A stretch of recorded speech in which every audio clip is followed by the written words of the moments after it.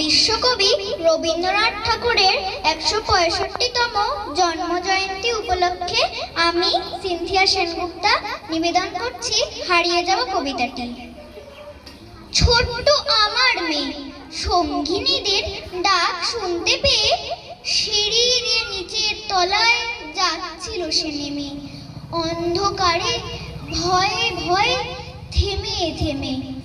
হাতে ছিল প্রদীপখানি, আঁচল দিয়ে আড়াল করে চলছিল সাবধানে। আমি ছিলাম ছাতে, তারায় ভরা চৈত্র মাসের রাতে। হঠাৎ মেয়ের কান্না শুনে উঠে দেখতে গেলেম ছুটে।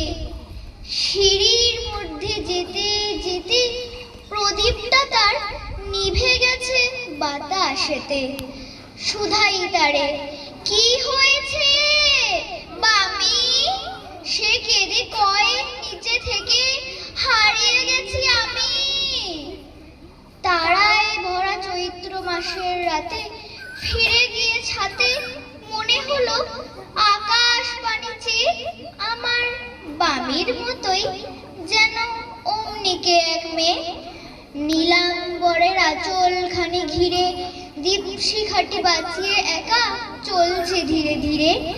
নিত্য যদি আলো যদি হঠাৎ যেত থামি, আকাশ ভরে উঠতো কেঁদে হারিয়ে গেছি আমি। নমস্কার।